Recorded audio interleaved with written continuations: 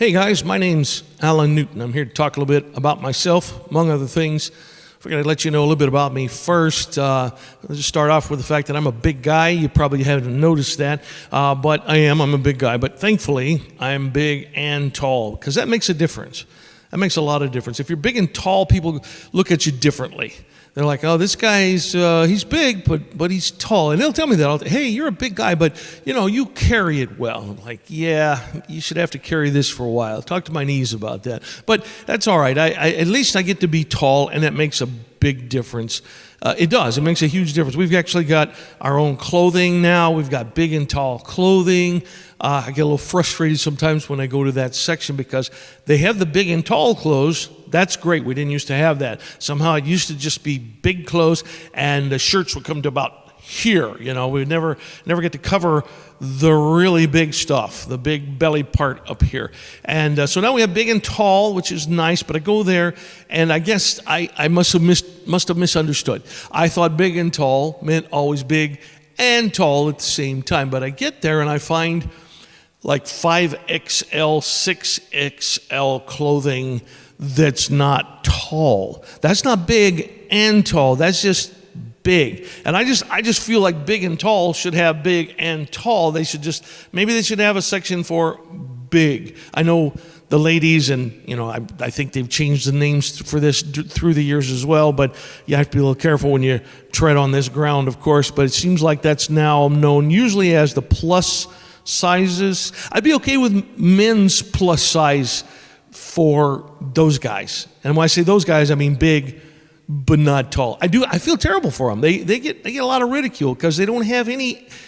Somebody says you're big and you're not tall. They don't say anything nice at that point. You're big. You're just big. I'm not going to use the F word. But that gets used. They do try to kind of tone it down a little bit. It seems like if they want to make it a little softer, they'll put a Y at the end of the word that they're using to describe the big person. They'll use something like chubby or tubby or well, in one case, and I think he made it up himself, he said he's fluffy. I am not fluffy. I'm big, but I am not fluffy, okay? But anyway, fluffy, whatever. One of them still just makes no sense to me at all, and that's husky. I haven't been called husky in a long time, but there was a time back when I was younger when even some of my clothes would have the size on them as husky, and I began looking around for the sled that I was supposed to pull. But, when you really think about it, though, I've never actually seen a fat sled dog. So husky didn't really make a whole lot of sense to me, but it was a way to soften the blow, I suppose. You're big. You're just big. You're not even big and tall. You're a little kid, and you're round. You shouldn't be that way. But we don't want to criticize. We don't want to put you down. We don't want to give you any kind of complex. So we'll come up with some little cutesy names. But folks, the reality is just the reality. And as much as I feel bad for them, everyone needs to just recognize the fact that if you're not big and tall and you're still big, what can you say? People get mad at me, sometimes the big guys who are just big and not big and tall, and when I say things like this, and they sort of get upset with me, but they're a little bit afraid too. That's another thing about being big and tall, is it's sort of imposing. People don't tend to mess with you a whole lot. I'm afraid that that they think that because we're big and tall, somehow maybe we're a little dangerous too. Now, of course, that's not true most of the time. I mean, if somebody irritates me enough, I might do something. I would probably just sit on them, and at least I have that option, right? Because from up here, it's down there to sit on them. Most people. If you're just big and you're not big and tall, I don't know, maybe they should carry step ladders around. People make fun of them, they can get up there and sit on them. I don't have that problem. There's other things that I do get called, and no matter how tall you are, if you're big, you're still going to get some of these things. It's like a big galoot. I have no idea what a galoot is. I don't think anybody knows what a galoot is. But I will say this, I don't think I've ever heard of a small or even medium galoot. Galoots are always big. Whatever they are, they're big. So I guess if I'm big, I have to be a galoot, or I'm not sure how that works. But some of those things they can be kind of hurtful too. You very seldom hear anyone called a little dummy either, or a little pain in the butt. It's always a big one. They're always big. Another thing about being tall or not being tall, and this is one of those things that I think about. I probably think too much. Some people, my wife, tell me that I think way too much. But it's kind of interesting. And speaking of my wife, she's a part of this question. Is that if you're tall, you have a disadvantage in one area and an advantage in the other area, both in the same kind of sort of area, and that is having to do with hair. So I'm up here. My wife's like down here. If I get one tiny little hair, one little follicle that shows up visibly around the opening of my nose, she goes into this whole Klingon thing. I don't even know. It's just crazy. And she starts grabbing for it, and I must. It's yelling at me, it's calling me, it's mocking me, I must have this hair. And by the time I react to it, because I most of the time don't know what she's talking about at the moment, she's just she's ranting and saying things that don't make any sense at all. And then all of a sudden, my eyes are tearing up, and I'm like, what did you just... She pulled another nose hair. Now, if you're short... I hate to give them anything, right? But if you're short, people probably not... You're going to have like a broom sticking out of your nostrils. Nobody's going to notice because you're like down here and nobody sees it. And if everybody else is taller than you, all they see is this part of your nose. It's crazy. I've seen a few people who were taller like me and had that. Not like... My wife should go after them with the hedge clippers or something, instead of with that little on mine. She's up in there because they got just this whole paintbrush thing going on coming out of their nose. And they don't get away with it because they're tall, but if you're short, nobody's even going to notice. On the other hand, I could start to go bald, and I'm not, just for the record. I don't exactly know why at my little bit elevated age, but I'm not going bald yet. And but if I was, at least to a certain point, probably nobody would notice, you see. Because normally it starts off with that, Middle Ages monk kind of thing back there. And I could have that right now, and most people would have no idea. Most people would be looking up like this at my nose hairs and not know that there's a shiny little moon sitting on top of my head. So that's my advantage on it. Whereas if you're the short... you're the short guy. Everybody's looking out here going, "Ooh, the glare!" It's you got nothing. So again, I feel sorry for them. We do have something to compensate for that we'll call the nose hair issue. But at least the baldness, and until it's really gone, But if it's just some thinning or a little bit of space up there, nobody's going to know except for the really tall people, and they understand. They're not going to make a big deal out of it. They probably have their own. If they're taller than me, rarely happens. I'm 6'3". There are people taller than me, but not many. And so, if most people I know if they're going bald or not. I can give that report. If somebody asks me, "Hey, so and so, how's his hair?" I'll be like, "He's going bald." You're like, "Oh, I hadn't noticed." Yeah, because you're not tall. Okay, that's the thing. You wouldn't be able to see it.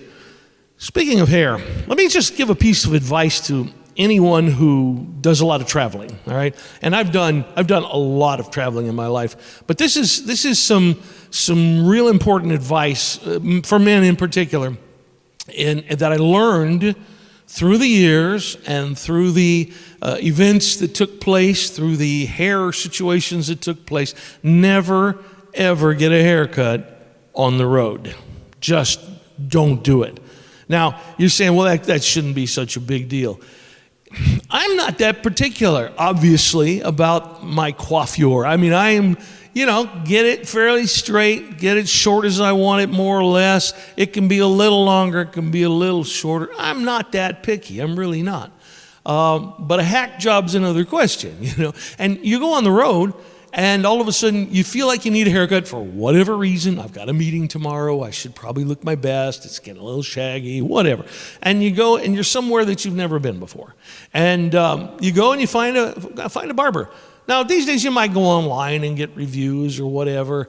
But, are you really going to do that for a barber? I wouldn't, probably. And I certainly didn't have that option back when these issues took place that I'm going to talk about right now. So the first one, it was very complicated. It shouldn't have been complicated, but it was complicated. It was complicated, first of all, by the fact that I was in West Virginia. Now, I love West Virginia. Don't get me wrong. I have a lot of great friends in West Virginia. One of my best friends of all time was a fellow by the name of Gail Cutlip. And Gail was a crack up, all right? He was totally West Virginia hillbilly. By his own admission, he would tell you that. And he had some sayings that would just crack you up. And he talked about having to pipe in sunlight into the hollers and things of that nature. He's from a place called Droop Mountain in West Virginia. And he loved to tell people, he said, yeah, I'm from Droop Mountain. And it doesn't matter which way you go when you leave Droop Mountain, you're coming out. Yeah, that was Gail. Gail was a funny guy. So anyway, I have a lot of good West Virginia friends. But you understand, too, that if you have traveled, and particularly if you've traveled to that part of the world, you get into these little towns, maybe in a holler, maybe on a hill, wherever it happens to be, but a lot of small towns. And I was in a fairly small town and decided that I needed a haircut. Didn't need it as bad as I thought I did. So I went down into the downtown, which was probably 4 square blocks, something like that, and started looking around for a barbershop.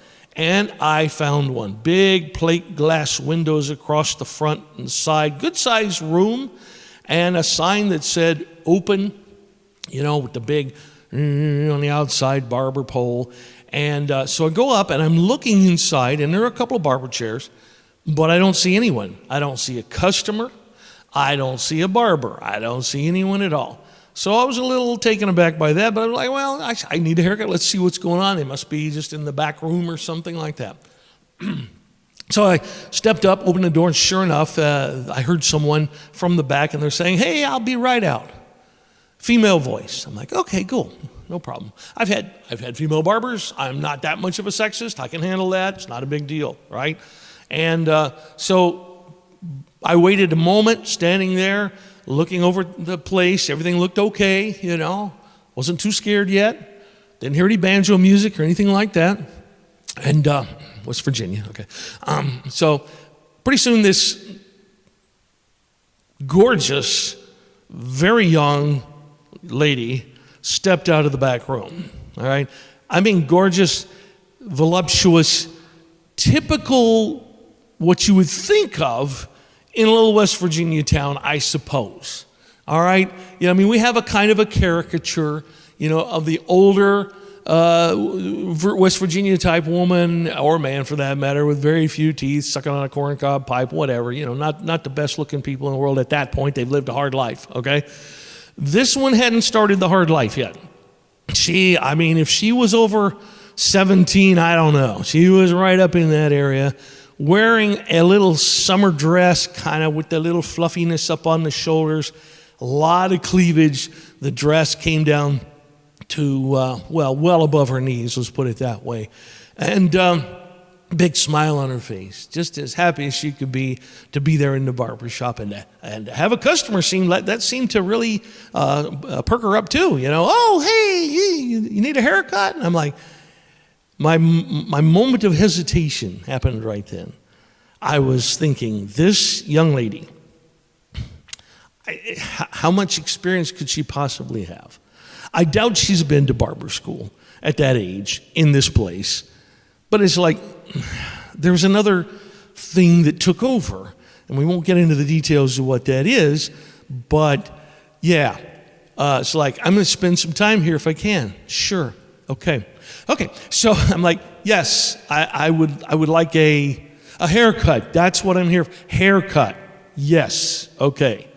Would you have a seat in the chair then, please, sir? I'm like, of course, absolutely. Here I go to the chair, going to get my hair cut. Yes. And you're going to cut my hair. She's like, yes, I'm going to cut your hair. I'm the barber. I'm like, oh, okay. And as I'm sitting down, she says, well, I'm not really the maid barber. Bing, another place where I should have just excused myself and found the exit or whatever. But again, there are other factors that are working on me here. So I'm like, oh, okay, that's interesting. What's up with that? Oh, well, my uncle owns the barber shop, and he's the barber. But he's out of town right now, and he's taught me. I'm slinking in the seat, and these warring factions are going on within me. You know, I got an angel here, devil here, whatever. You know, I got these common sense over here and other stuff over here, and I'm just waiting to work this out. And she's like, he taught me how to cut hair, and so I can take over when he's not around. Before I could say anything else, she had the Superman cape around my neck. And I felt like, well, okay, I'm committed now.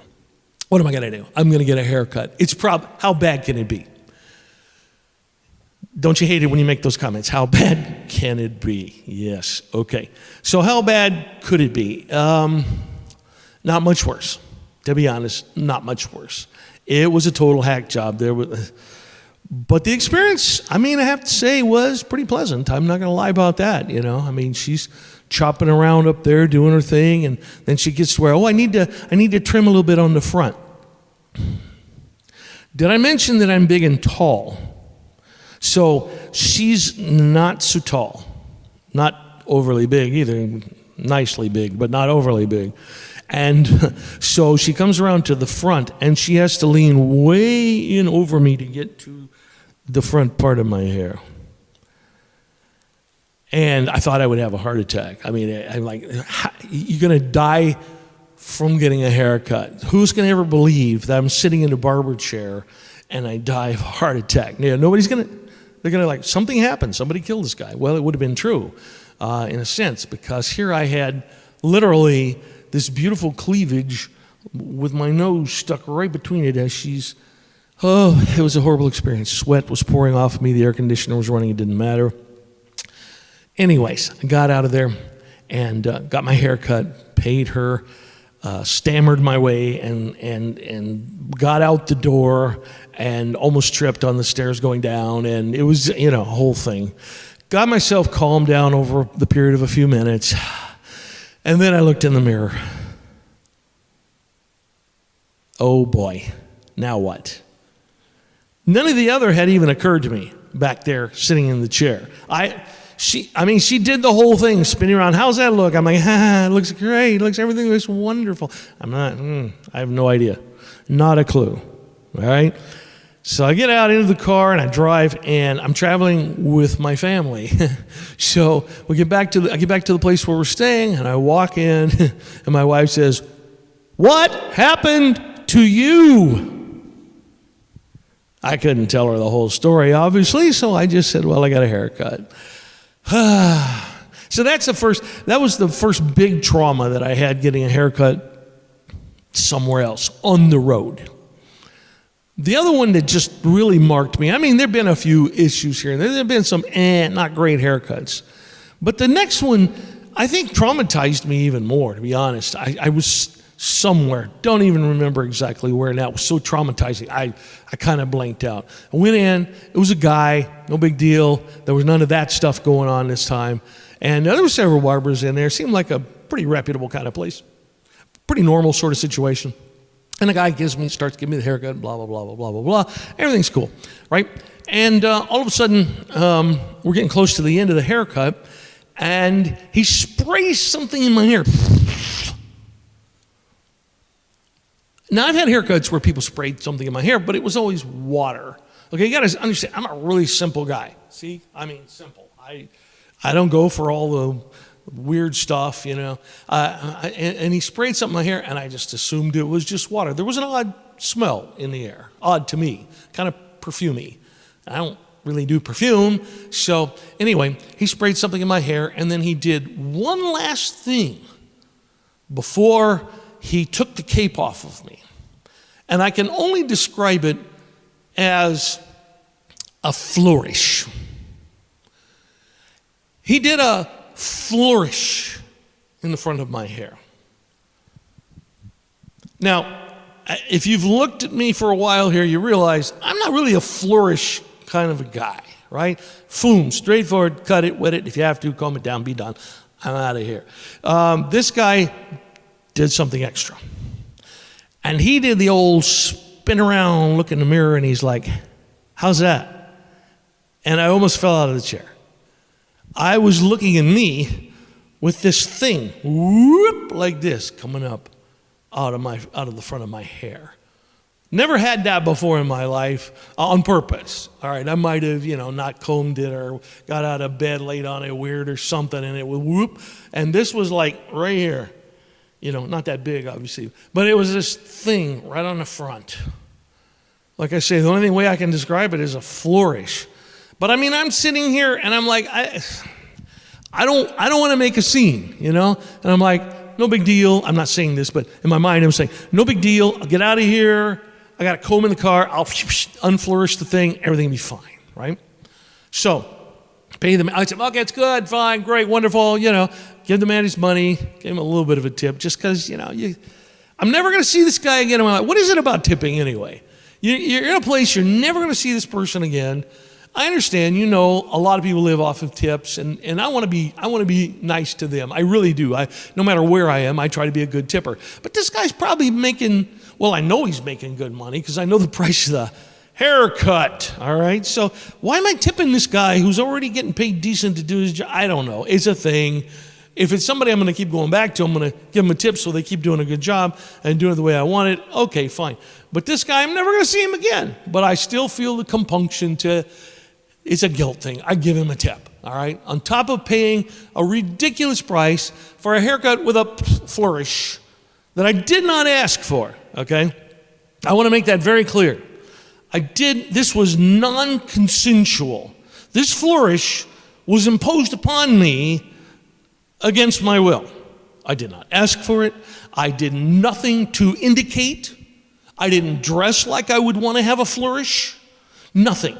I didn't give him any sort of weird signals that might indicate you should flourish me, buddy. No, nothing like that. So I'm feeling ashamed, to be honest. I pay him and I give him a tip for doing something to me that I really didn't want to have done to me. And I'm embarrassed about the whole thing. I'm just, and I don't really want to tell anybody because I'm just so... It happened. It wasn't my fault. I didn't encourage it. I didn't ask for it. Nothing. I was the victim, completely the victim of the flourishing. But somehow I feel guilty. And the worst part of it is, some things can happen to people, horrible things. And they can feel guilty about it even though it's not their fault, okay? But there's no visible sign of what happened. In my case, it was almost like, boom, this big S on my forehead for not sinner, but sucker. Like this guy got flourished. Look at him. He got flourished. And look at him. Does he look like a guy who would have flourishing? No. They know that I was flourished. They don't know that it was non-consensual. That's the problem. So I get to the car. I'm not going to do it right in front of the barber shop where everybody can see me. So I back out and pull over into another parking lot, get out my comb, and dink, I hit something hard. The flourish is not moving. The comb is not going into the hairs that make up the flourish. So I'm thinking, this guy really pulled a fast one on me. I don't know how he did it. I really don't. I don't know if he roofied me. I don't know what happened. Somehow I missed this part. But he cut all my hair off, and he popped this plastic thing on my head with a flourish in it. That's the only thing I can think of at this point. It has to be that. I was there the whole time. I thought I was there the whole time. Like I say, drugs, I don't know what happened. I wasn't drinking, but I missed that part. And so I'm like, well, let me see if I can get this stupid thing off. And I start to mess with the edges of it. It's all pretty hard, kind of plastic feeling. But it's also not coming off. And I'm like, oh, good grief. Now he's glued it on my head. He really must have had some serious drugs going on in there. He had me down so low, I didn't even notice he's pouring glue on my head, and then sticks this flourish haircut on me. And I'm like, I don't know what to do now. I'm almost panicking. I really, do I go to the police, make a report? They're not going to believe me. There's no proof. You're not going to get DNA off of a flourish haircut. I'm sorry, it's just not going to happen. So I'm just going to have to live with the shame, I guess, until I can figure something else out.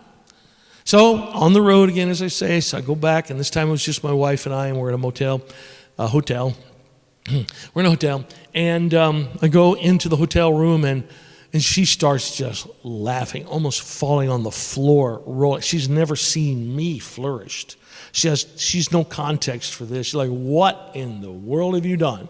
And I'm like, I didn't do this. I didn't ask for this. This happened to me. I was flourished, and it was against my will. And she's still just laughing her head off, And I'm like, this isn't funny. Don't you understand? This is permanent. This is a big chunk of plastic that looks like hair, kind of.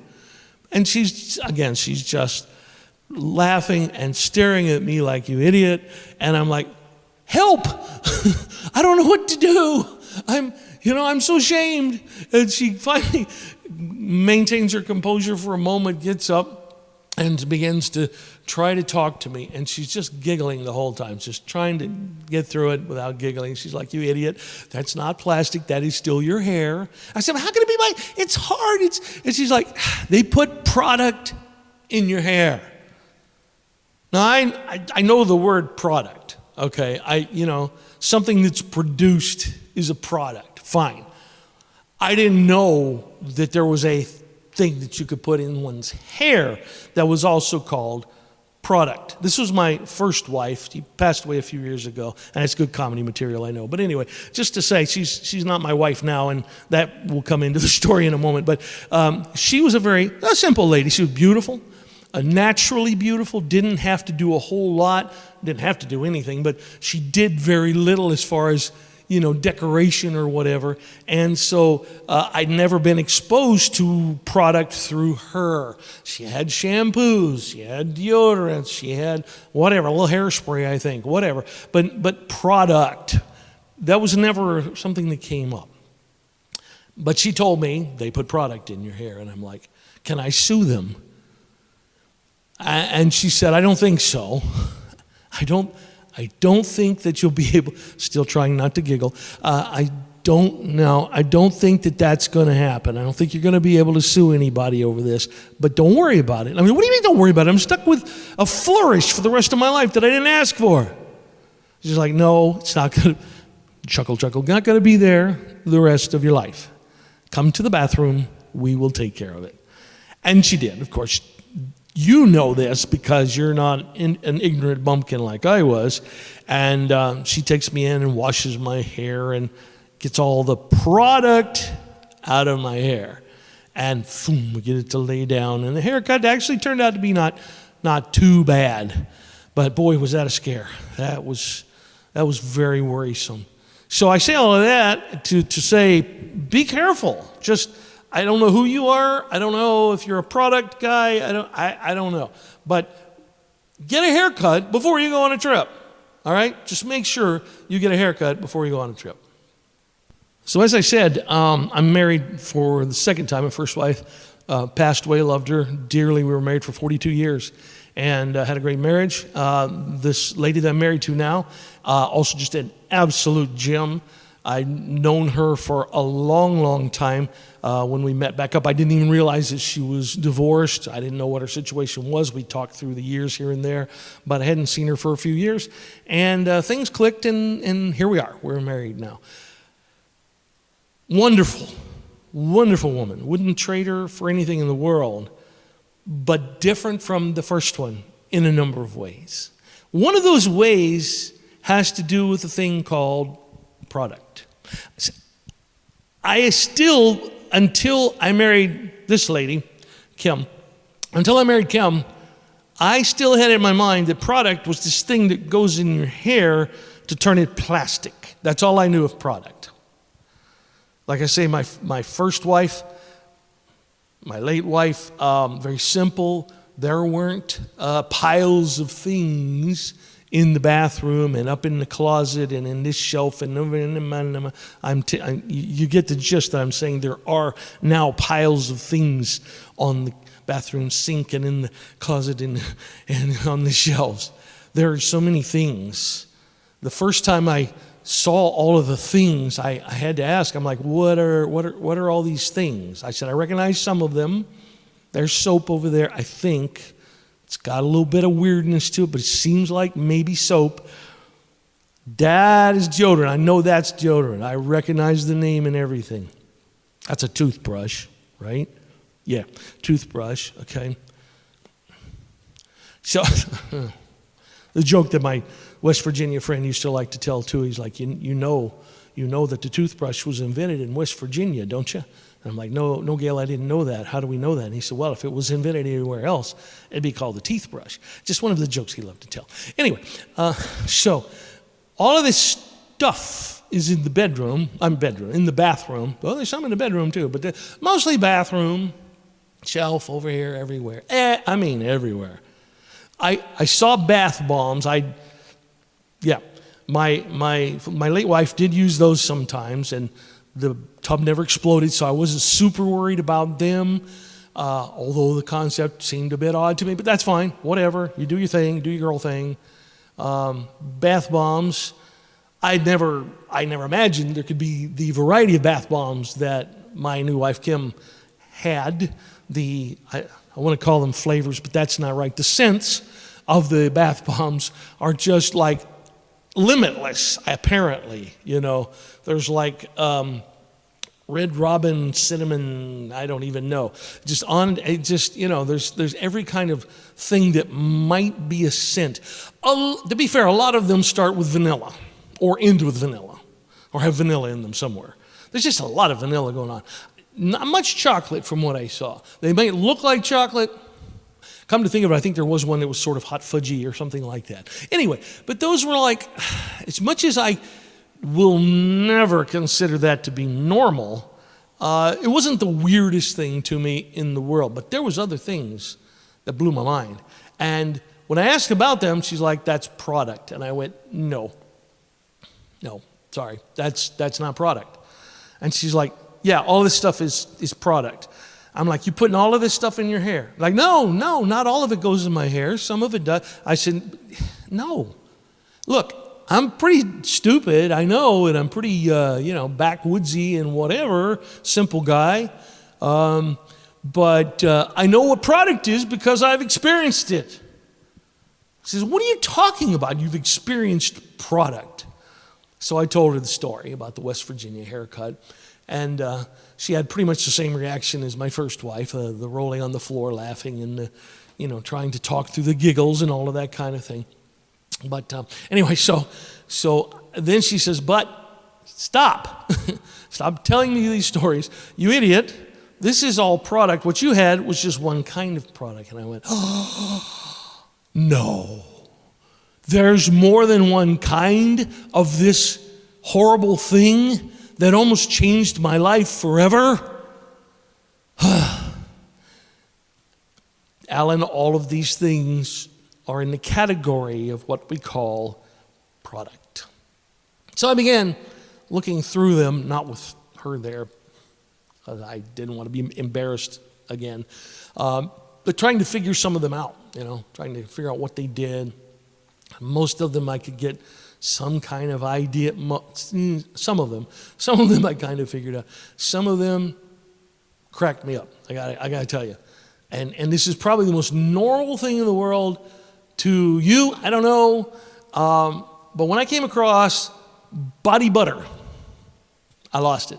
I mean, the imagination, the visions that I got from body butter were killing me. And I couldn't stop. I spent pretty much the whole day kind of giggling about it. I went to bed, I couldn't sleep. I was laughing about the scenes that were being played in my head about body butter. I'm seeing, first of all, this woman with a knife and I don't know. I'm assuming then that she lays out in the sun and gets toasted, right? my mind is just doing all this because all I got is body butter. What the heck is body butter? The other image was just really not flattering at all, and it took a while for me to tell my wife because it'd probably make her very mad. But the other image I got was something like a woman who has body butter and she's running and she's being chased by children at a fair, and that's bad. I mean, I know the image, it's horrible, I get it.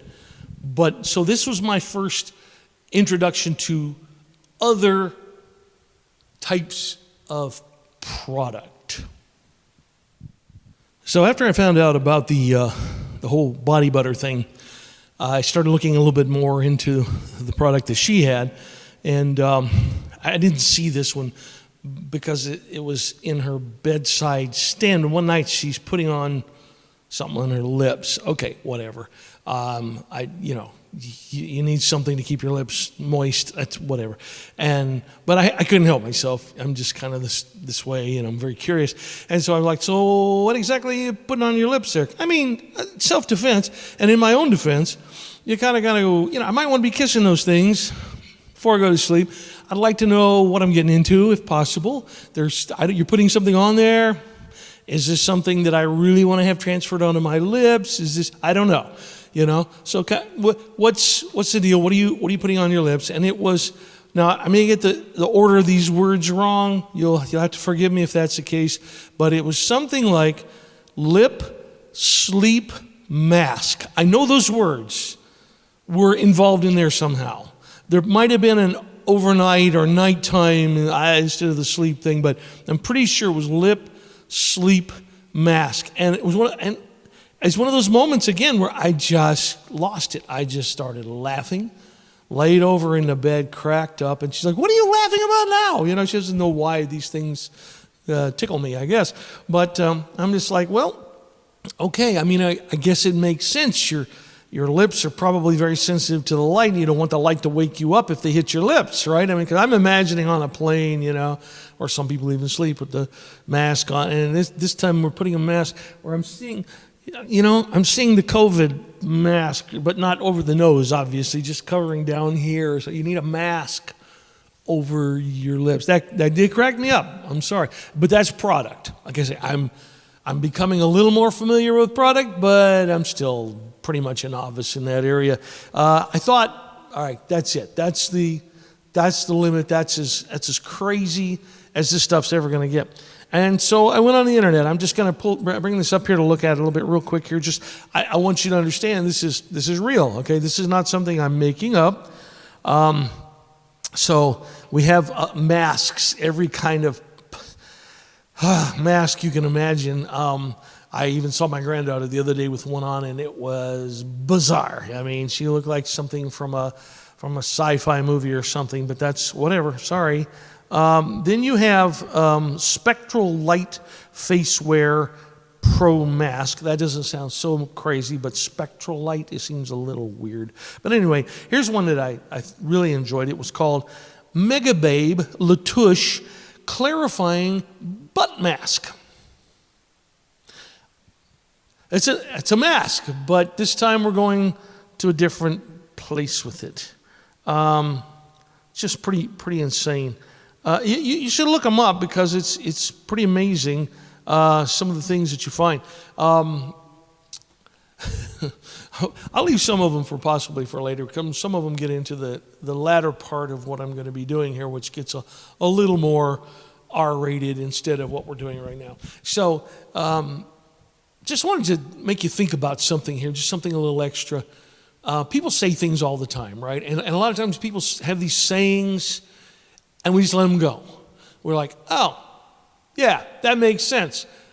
But sometimes you have to analyze them to see if they really do make sense. There's one that's very popular right now. What doesn't kill you makes you stronger. There it is, right? What doesn't kill you makes you stronger. But what if, let's say you're out in the woods, right? You're out on a little hike, minding your own business, and you come across a grizzly bear. And the grizzly bear is cranky, as grizzly bears are wont to be. They tend to kind of not be the nicest guys around a lot of times. Grizzly bear comes after you, catches you, let's say he rips off 2 or 3 limbs off your body, a lot of gouges, a lot of blood, a lot of whatever. You're not doing well, but he doesn't finish you off.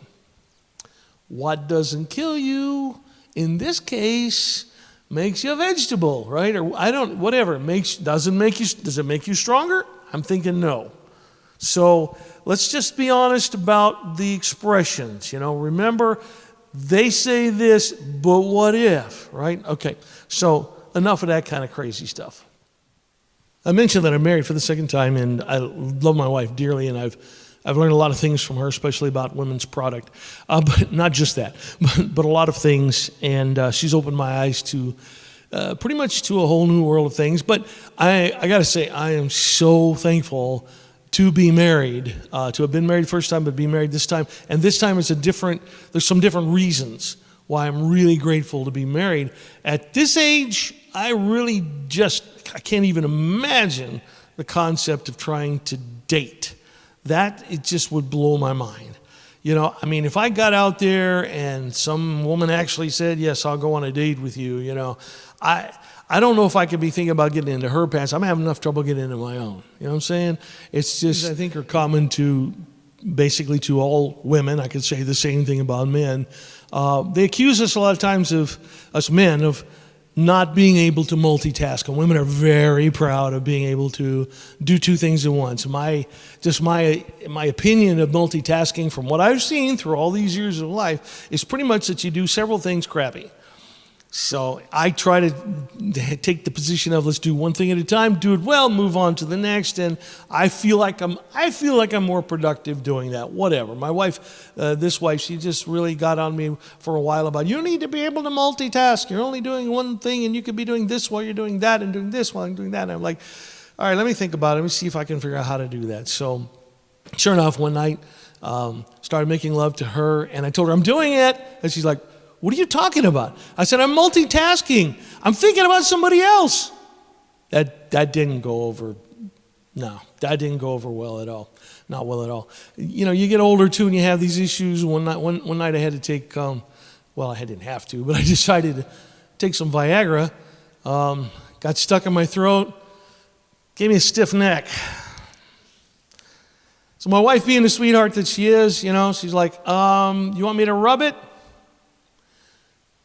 Look, don't judge me, okay? I already told you, I'm older. You take what you can get, okay? That's just the way it is. You know how people say, slow but sure wins the race. There's an old fable about that and everything, and then the older you get, the more you want to believe that. It's like, because I can't get anything but slow, let's just go slow. Maybe I can finish the race. Slow but sure wins the race. But what if the race is with a grizzly bear? Think about it. All right, just one more women's product before I drop that subject and leave it to you to do your own investigation. But this one caught my attention too as I was studying it out a little bit. Had a lot of time on my hands apparently. And so I found this product, which is a cream for your face. I don't honestly remember what it's supposed to do because I wasn't that interested. But I read about it, and the contents are what caught my eye and got my attention. It's made from, I don't know how else I do, but I'm going to say it my way. It's made from snail snot. Apparently that's called mucus, technically, and okay. And they're right up front on there. This is snail mucus. And I'm like, yay, sign me up, put it all over my face, put it all over my body. I don't care if this has some great snail mucus. Again, I'll leave the rest of that to your imagination.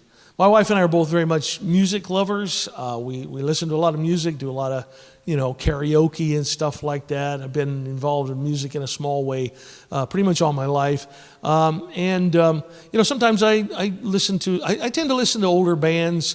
50s, 60s, 70s to me was the peak, was the pinnacle of that kind of music, and I love it. But you start seeing, I saw it in the 60s. I was a little too young in the 50s, but I saw it in the 60s, I saw it in the 70s.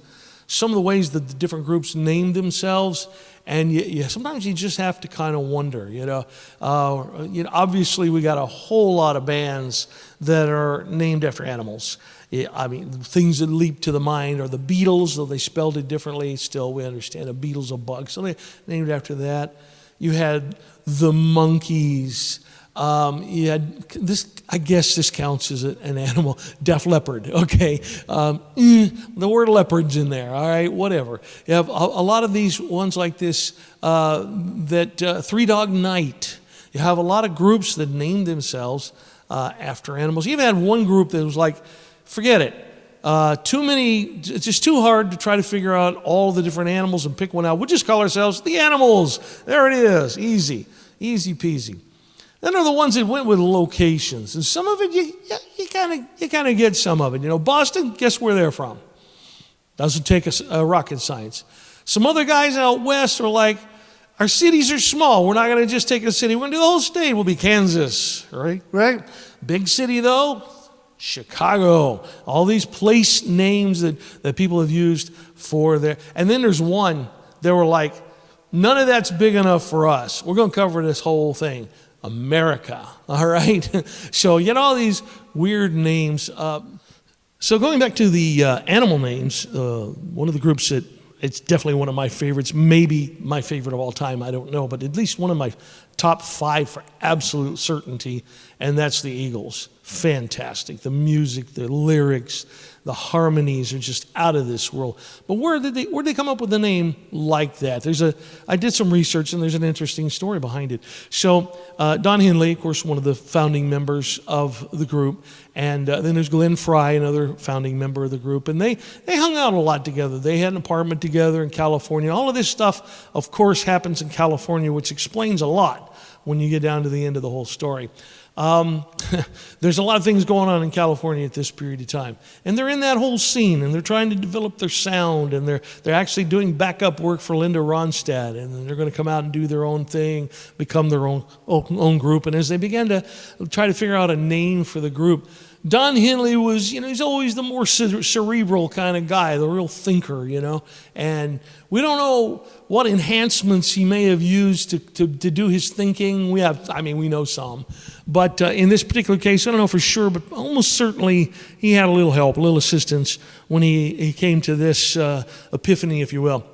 He decided, and he tells they're in the office there in the apartment, and Glenn's over in his little office area over there, breakfast nook kind of thing, and smoking on his little pipe, kind of being all very mature and whatnot, at this very young age. And so Don Henley says, "Look, Glenn, I'm going to take a hike out into the desert. I need to clear my head. I need to do some serious thinking." And Glenn Frey says, "Okay, yeah, whatever." He says, "Hey, while you're out there, maybe you can think of a good name for our group." And Don's like, yeah, we've been needing to do that. I'll put that on the list of things that I have to think about. So off he goes into the desert.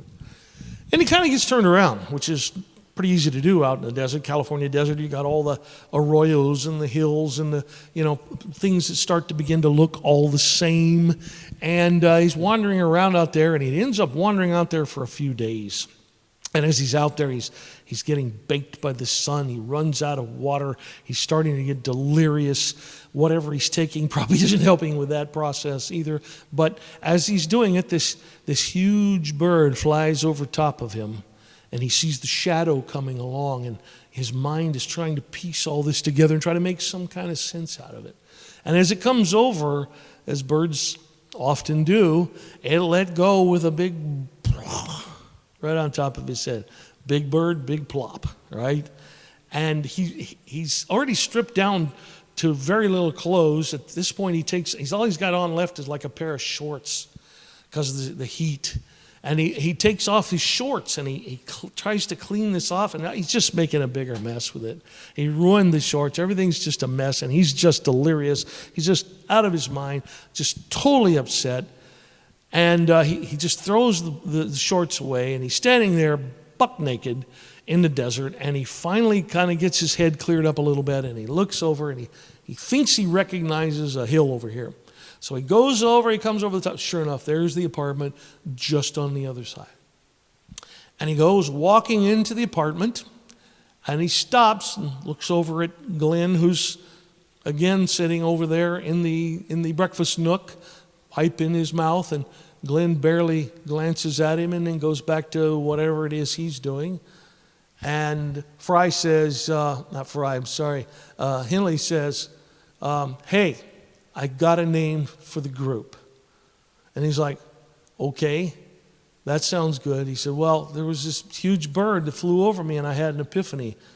Fry looked at him again, took another look, took the pipe out of his mouth. He says, is that what we call an epiphany? He sees this guy who's baked red with the sun. His skin is just all wrinkled looking, nasty. He's got a big glob of white sitting right up here. To be honest, he looked like a post-orgasm white guy penis. And Fry says, so, what happened? He said, well, a bird took a dump on me. And that's what gave you the name for the group. Yes. So, Fry says, what kind of bird was it? And there you go. That's how they got the name for their group. And it's been that ever since, and just a story I like to tell. As I mentioned before, I'm getting a little bit older. I need to tell people that because nobody would be able to know otherwise. So, but there are things that come along with that. There are things that, I don't know, I suppose some of them I actually enjoy, not everything, but I do enjoy some of it because I know that sometimes I offend people. I really do. I realize that.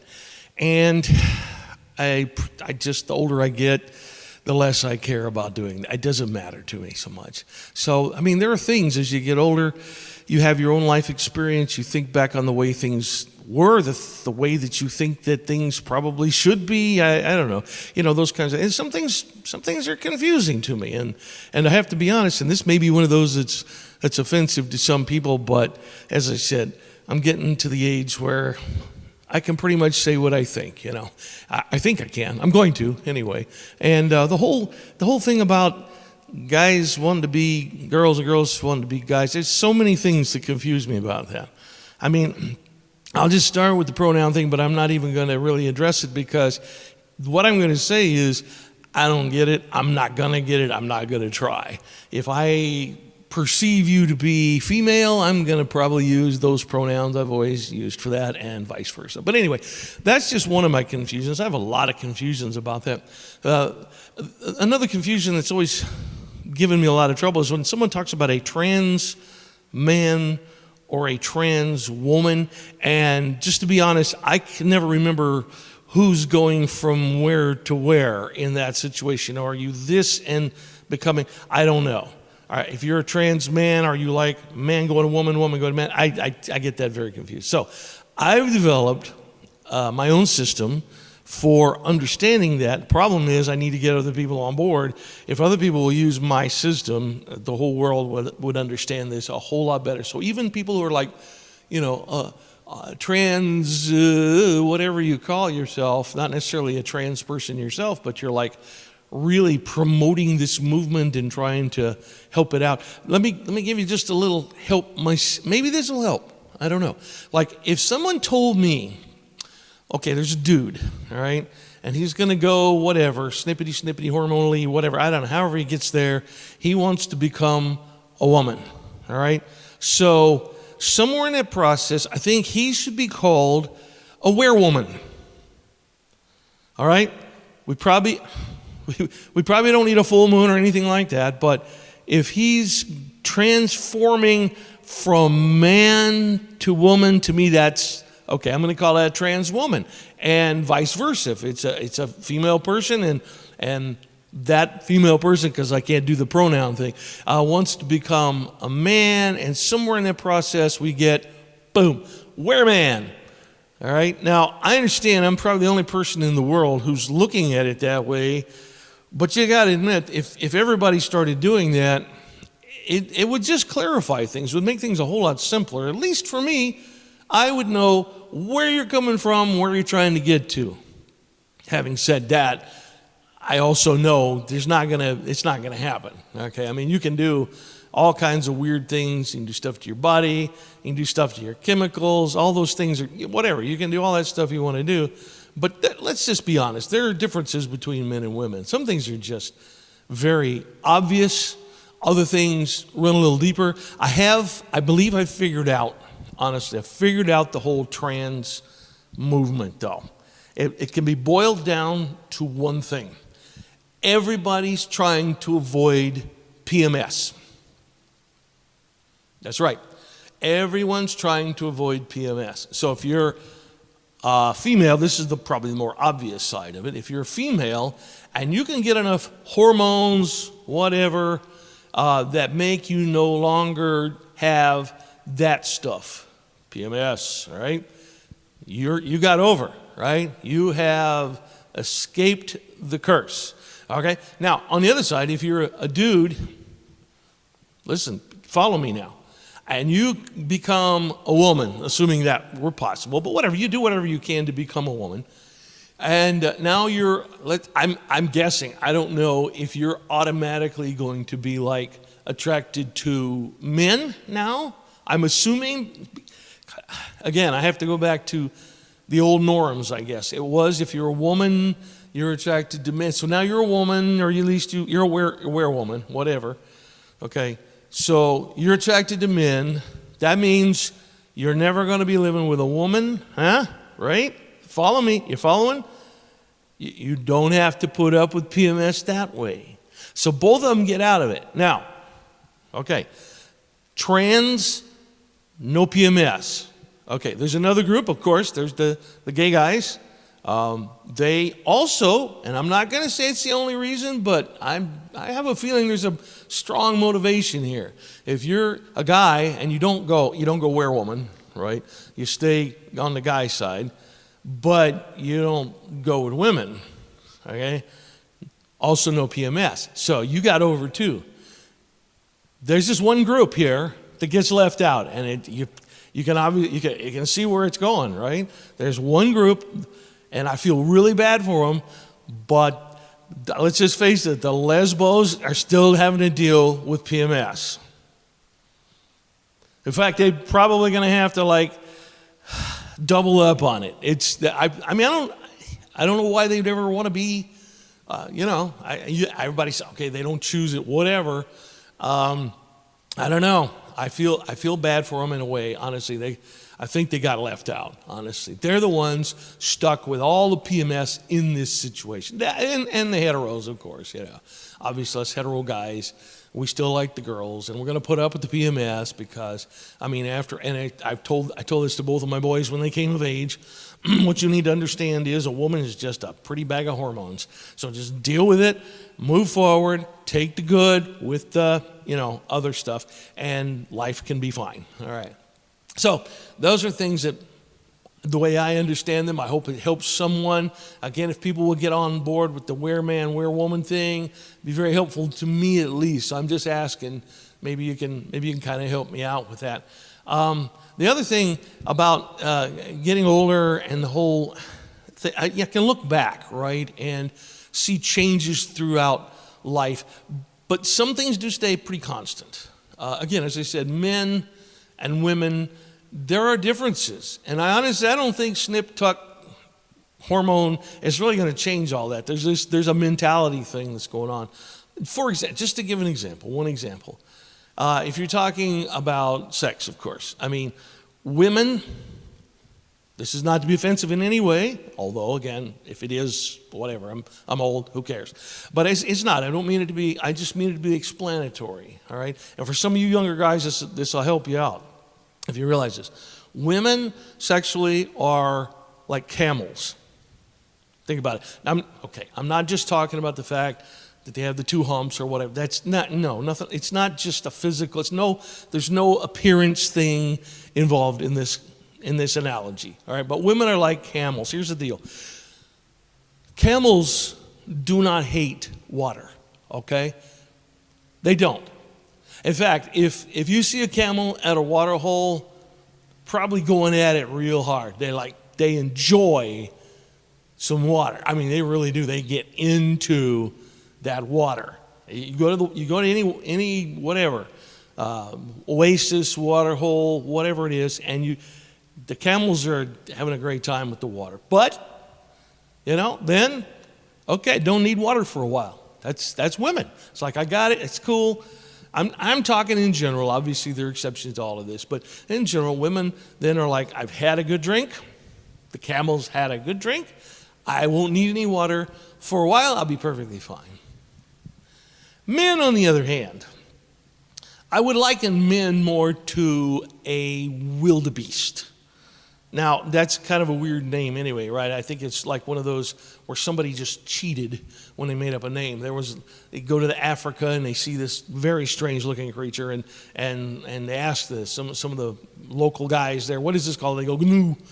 And they're like, nah, that's not going to work for us. It doesn't fit real well in English. So they look at it, it's like, well, it's a beast. It's wild. We don't just want to call it wild beast. We'll make it a little fancy. We'll call it wildebeest, right? Wildebeest, yay. But if you read it, it's wild beast. It's just a wild beast. But anyway, rather not good-looking character. That's, again, men, women, same kind of idea. Just not a good, but that's not what we're talking about, right? So the wildebeest also loves his water, okay? And you see the documentaries, right? And they're in Africa, and the wildebeest is there at the watering hole with all the other animals. Everybody's getting along, everything's cool. Wildebeest is happy as he can be, chewing on some cud, drinking up some more water, chew some more cud, drink some more water. He's lapping it up. He's having a good old time. And then comes the picture where the wildebeest is standing there with this glazed look on his face. His eyes are bugged out, His tongue is hanging out almost on the ground, mouth wide open, and he looks like he's lost his mind. And the reason is he's looking at a dried up water hole. Yep. He's like, I had water here yesterday, and today there's no water? What's going on here? And he just freezes, he's just, man, you know what I'm talking about. You're just like, what? What do you mean? And younger men, you haven't learned this yet. You'll get there and be like, I have water here often. And then what? There's no water. And I can just imagine the poor beast standing there, tongue hanging out, panting, eyes, like I say, bugged out. And here comes the camel walking by, very nonchalantly, looks over at him with those big old camel eyelashes, just gives him a little wink, and just keeps right on walking into the desert. So in closing, let me ask you a quick question. If you get bit by a vampire and become his slave, are you an indentured servant? Hey guys, God bless. Treat your spouse well because they may be pushing you in a wheelchair before long. God bless. Good night.